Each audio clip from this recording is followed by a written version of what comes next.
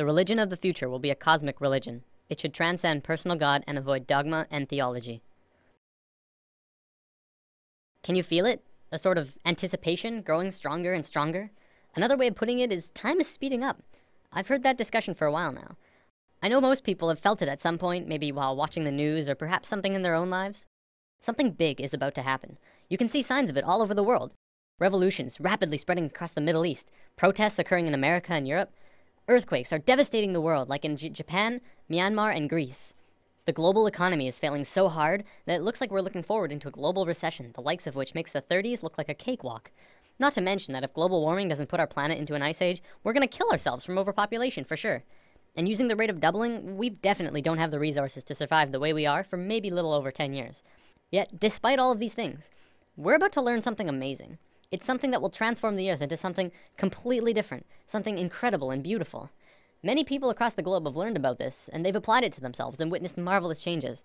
Others have dedicated their lives to talking about it, to teaching it. I'm someone who's still exploring it, and I want more people to talk about it with. Mind, body, spirit. This is the sacred trinity that allows us life on Earth. Without even one of these three, we could not function properly. Yet, in today's world, we only really truly understand two of the three. We have scientifically mapped the mind and the body. We understand next to every aspect about each of them. Yet, what do we really know about the spirit, the soul?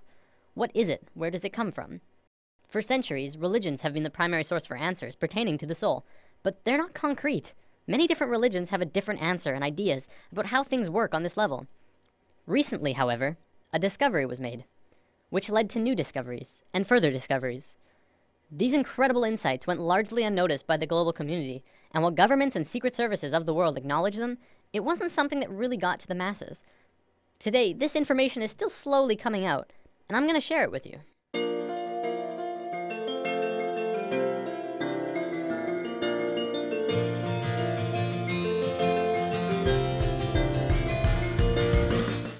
In the world of science, what do we really know about thoughts? We know we can measure them. By hooking up scanners, you can measure the frequency that are emitted when you think them. They're measurable, yet there isn't anywhere specific in the brain that holds them. Is it possible that you create your thoughts outside your mind? Maybe not. But is it possible that you create your thoughts into the external world from your mind? This is what we're going to talk about today. Have you ever had a moment where you knew exactly what someone else was going to say, about 2 or 3 seconds before they even started talking? Do you have a shared connection between a loved one or a pet, where you can always tell exactly how the other is feeling, or what they're thinking of, even if they're not really around? Have you ever met someone that you really got bad vibes from, and your intuition turned out right? We've all had experiences like these, at least a few times, some many more than others. There are even a few people who can kind of tap into this experience quite easily. I believe one of the terms for it is psychic. Let's say for the sake of discussion that when you think of something, anything, it appears right in front of you. No, not physically, but let's say it appears in a different realm that's in and around all of us. We'll just assume for now that it's not something that we're consciously aware of, and it's something that we're going to discuss later on. For now, let's just call it the thought realm. When you're doing something, you start by thinking about it. Whether you're building a pool in your backyard or making a sandwich, you have to have thought of it first. Even the subconscious thoughts for things like walking and breathing. This shouldn't be anything new to us. We think of things before we do them, even if it's a split second before them. This is just how we function, and our physical actions match the thoughts that we've created. You might say that you move through your thoughts, turning non-physical ideas into physical actions. When an inventor gets an idea, this idea can quickly spread throughout all of his colleagues and friends. Ideas and thoughts are spreadable. Multiple people can hold on to the same idea at once, allowing them to grow and develop further. In this scenario, don't think of thoughts as separate, but as a whole that everyone is latching onto. Of course, because we can't physically see this realm of thoughts, we can't tell exactly what the original idea was, only the interpretation that they describe using functions like speech and body language, as well as our own intuition, which is how thoughts connect to each other. Because of this, we add a bit of our own creation to the mix, our own spice, while still working towards the same common goal. A social gathering is another good example of this at work too. People gathering together because they share the same ideas, thoughts, and emotions as the rest of the people there. An example could be a college course on architecture. People interested in architecture would attend the course because they share the same interest mentally. This shouldn't be anything mind-blowing. It's our day-to-day lives, just from a different perspective. Even if you're using something that someone else made, you're still creating this experience for yourself. You manifested that iPad or house or whatever into your experiences. So with thoughts connecting with other thoughts comes our first big realization. This new understanding of how intertwined we truly are, we are not only connected in the physical realm, but in a mental and spiritual way as well. Up until recently, humankind has always understood simply that they were connected only through their physical being. We assumed that the conscious experience, as well as all of the thinking, was totally 100% isolated from the rest of everyone else. The fact is, we're not. We are so connected with each other, it's almost impossible to believe. Think about almost every creature on Earth. What do we really know about the bond that connects them? Geese are able to travel long distances, switching who flies in front like clockwork. Many fish swim in large schools, and we know that they don't have a form of verbal communication. Our pets are able to communicate with each other without speaking. Yet, it's like they know what each other are feeling and connect in a very amazing personal way. Almost every observable creature on Earth has this connection with at least their own species, if not others. We as humans are the next step in life, but that doesn't mean we don't have this connection. What's to say we're not also connected to each other in this way? We've been out of touch with ourselves for an incredibly long time now, and we are growing increasingly disharmonic. Now, thoughts being created are just the tip of the iceberg. The real interesting part comes when you look at emotions. Emotions are much more powerful than thoughts. Emotions pull on you, they control your actions, they guide you throughout your life. It's not your thoughts that control where you sit in a class or on a bus, but it's if you like that girl or you think that guy smells. When a couple is together, it's their emotions that keep them tethered. Same with if they're fighting, it's their emotions that break them apart. You watch TV shows that you enjoy. You hang out with friends because you have emotional bonds with them. Now, this applies on a smaller scale too. Do you ever have a morning where you wake up grumpy and stub your toe and think, oh, this is just gonna be one of those days, and find that the entire day afterwards just goes terrible and just everything goes wrong? What about the days when you wake up excited and happy and ready to go? Your whole day is just excellent in all of the right ways. Even if something bad does happen, you're less affected by it because you're in such a good place emotionally. The reason these differences in how your day goes is because of your emotional state. People like to think the world will go on exactly the same without you, but it really won't. People interact differently with other people, and everyone would have a completely different experience if you were not there. Imagine this scenario. There's a bully in a playground who's looking for someone to beat on. There's kids playing sports, kids skipping rope, kids on the swings, and then off to the side there's one boy sitting in the grass watching the rest of everyone play. He doesn't feel like anyone else will want to play with him, so he sits apart from the group. The bully instantly knows where to go, and the circle of hurting begins. See, it's through the feeling of being vulnerable that you become vulnerable in the physical. If the boy had walked outside for recess and told himself, I can fit in, he would probably be playing sports right now. This applies to the bully as well. He didn't have anyone else to play with, probably because of some insecurity, mental, that led him to need to hurt others. He thinks he's doing good for himself by hurting the boy, except he's really just hurting himself long term. You can look into society and see a vast amount of evidence to support it too. The people who are most successful are those who talk most of success. Those who speak most of illness have it. Yes, illness is also a creation of yours. If you have a low immune system, it's because of you.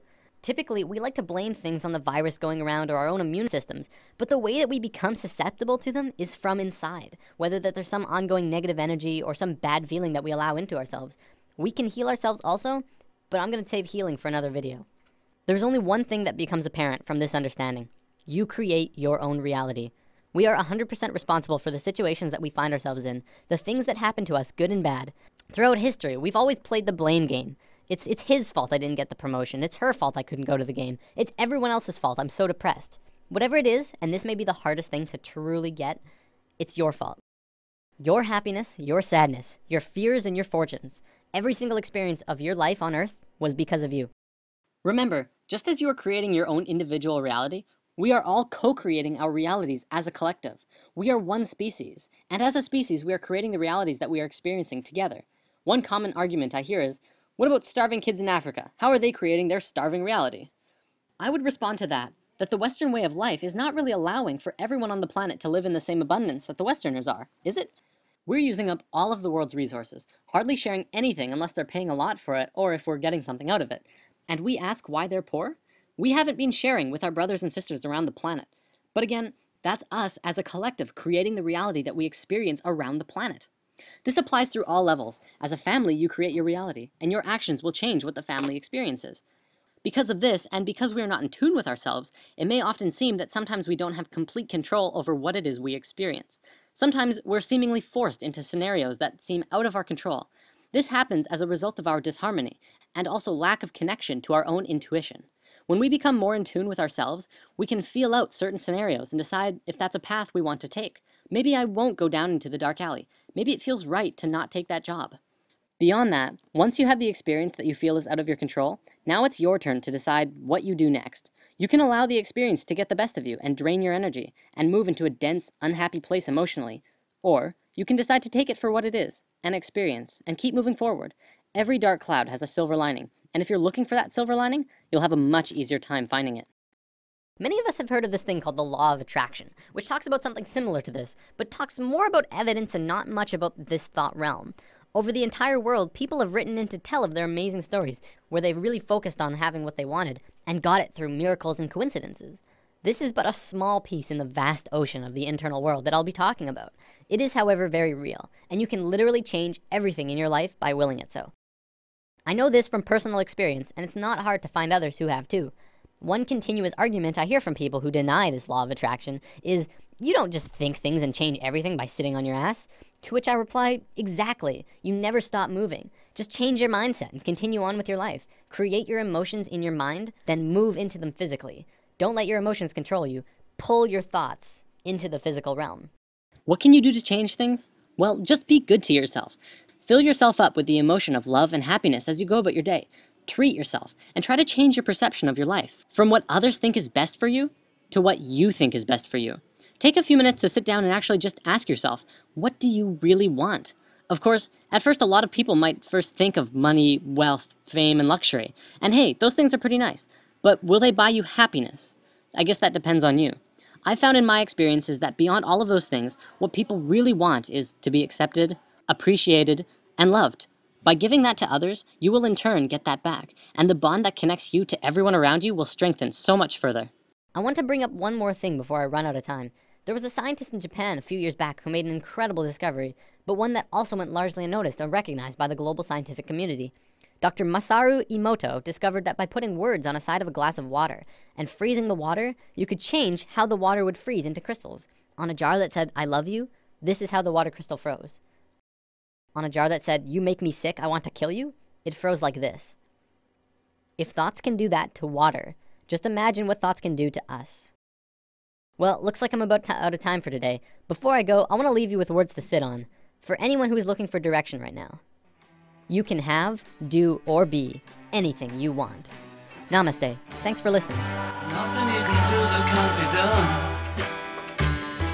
Nothing you can sing that can't be sung. Nothing you can say, but you can learn how to play the game. It's easy.